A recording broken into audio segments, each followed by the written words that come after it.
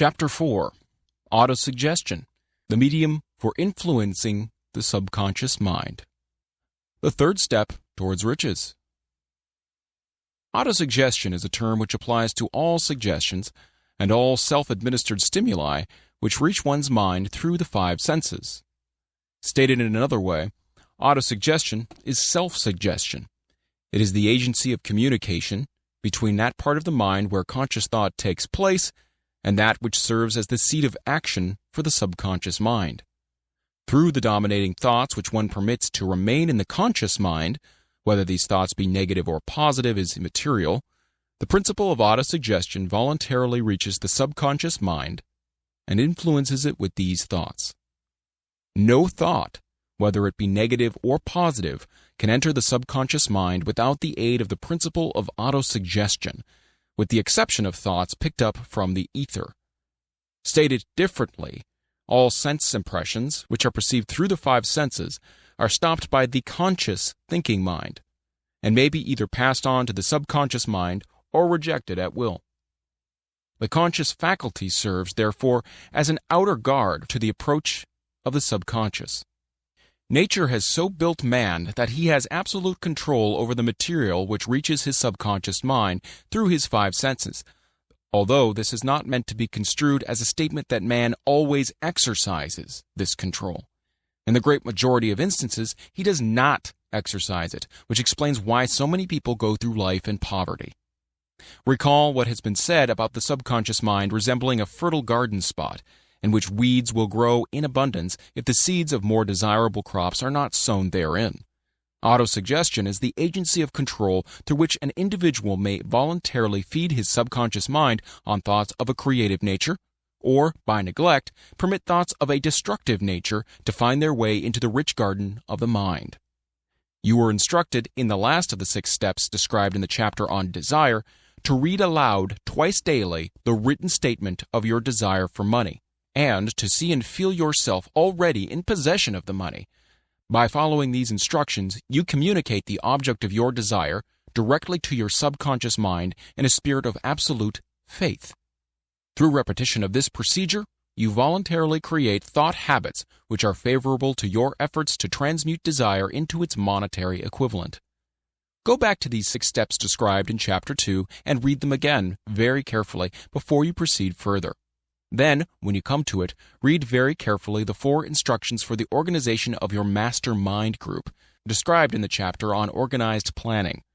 By comparing these 2 sets of instructions with that which has been stated on autosuggestion, you, of course, will see that the instructions involve the application of the principle of autosuggestion. Remember, therefore, when reading aloud the statement of your desire, through which you are endeavoring to develop a money consciousness, that the mere reading of the words is of no consequence unless you mix emotion or feeling with your words. If you repeat 1,000,000 times the famous Emile Coué formula, day by day and every way I'm getting better and better, without mixing emotion and faith with your words, you will experience no desirable results.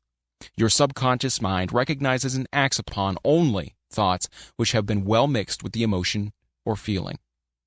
This is a fact of such importance as to warrant repetition in practically every chapter, because the lack of understanding of this is the main reason the majority of people who try to apply the principle of autosuggestion get no desirable results. Plain, unemotional words do not influence the subconscious mind. You will get no appreciable results until you learn to reach your subconscious mind with thoughts or spoken words which have been well emblazoned with belief. Do not be discouraged if you cannot control and direct your emotions the first time you try to do so. Remember, there is no such possibility as something for nothing. Ability to reach and influence your subconscious mind has its price, and you must pay that price. You cannot cheat, even if you desire to do so. The price of ability to influence your subconscious mind is everlasting persistence in applying the principles described here. You cannot develop the desired ability for a lower price. You and you alone must decide whether or not the reward for which you are striving, the money consciousness, is worth the price you must pay for it in effort. Wisdom and cleverness alone will not attract and retain money except in very rare instances where the law of averages favors the attraction of money through these sources. The method of attracting money described here does not depend upon the law of averages. Moreover, the method plays no favorites. It will work for one person as effectively as it will for another. Where failure is experienced, it is the individual, not the method, which has failed. If you try and fail, make another effort and still another until you succeed. Your ability to use the principle of autosuggestion will depend very largely upon your capacity to concentrate upon a given desire until the desire becomes a burning obsession. When you begin to carry out the instructions in connection with the 6 steps described in the 2nd chapter, it will be necessary for you to make use of the principle of concentration. Let us here offer suggestions for the effective use of concentration. When you begin to carry out the first of the 6 steps, which instructs you to fix in your mind the exact amount of money you desire, hold your thoughts on that amount of money by concentration, or fixation of attention, with your eyes closed, until you can actually see the physical appearance of the money. Do this at least once each day. As you go through these exercises, follow the instructions given in the chapter on faith, and see yourself actually in possession of the money. Here is the most significant fact.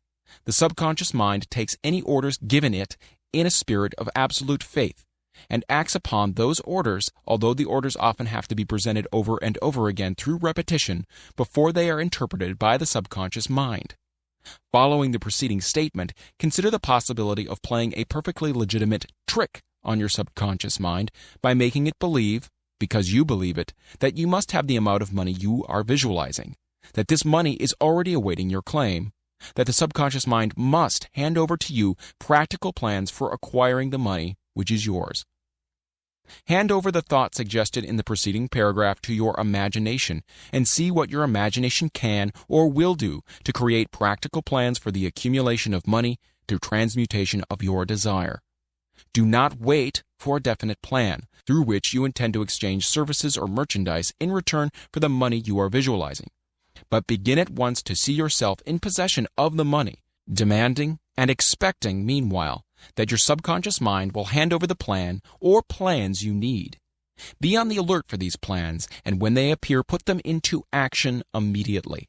When the plans appear, they will probably flash into your mind through the 6th sense in the form of an inspiration.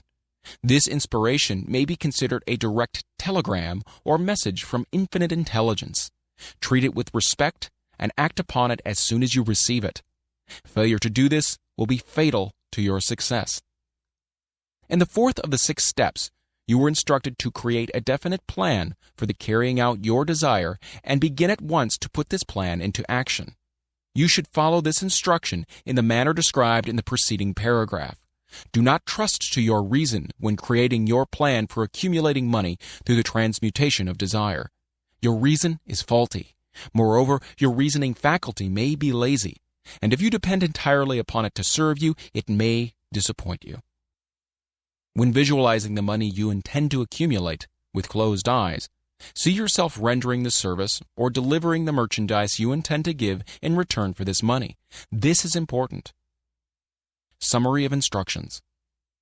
The fact that you are reading this book is an indication that you earnestly seek knowledge. It is also an indication that you are a student of this subject.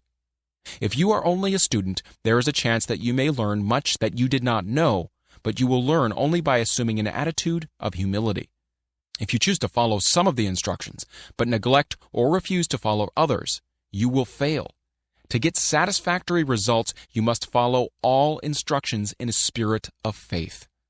The instructions given in connection with the 6 steps in the 2nd chapter will now be summarized and blended with principles covered by this chapter as follows.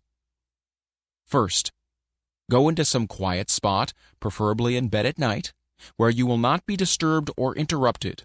Close your eyes and repeat aloud, so you may hear your own words, the written statement of the amount of money you intend to accumulate, the time limit for its accumulation, and a description of the service or merchandise you intend to give in return for the money.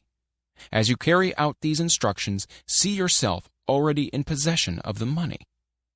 For example, suppose that you intend to accumulate $50,000 by the 1st of January 5 years hence, that you intend to give personal service in return for the money in the capacity of a salesman.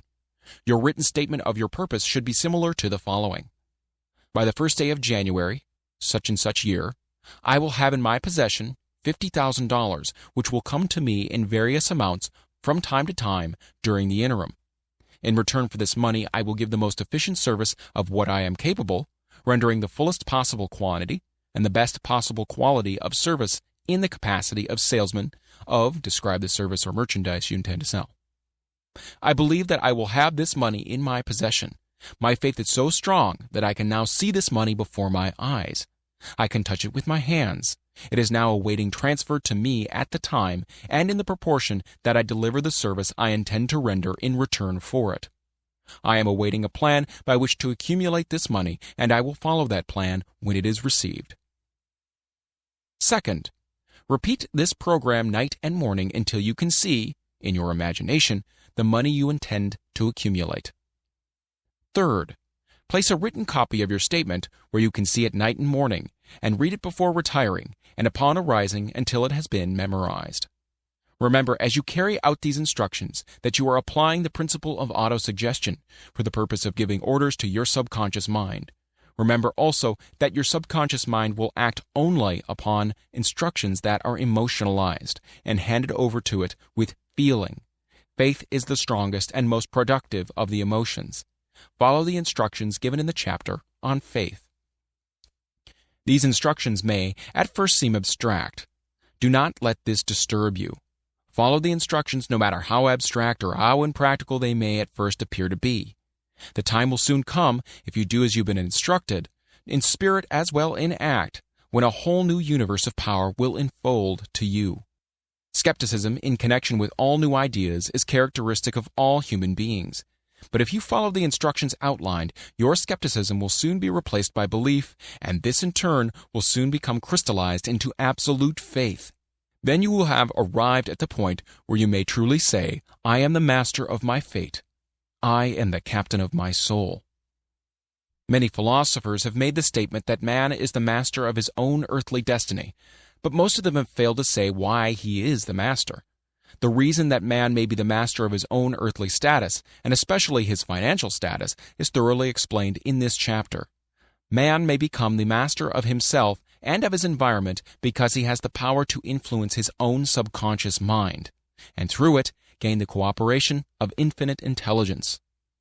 You are now reading the chapter which represents the keystone to the arc of this philosophy. The instructions contained in this chapter must be understood and applied with persistence if you are to succeed in transmuting desire into money.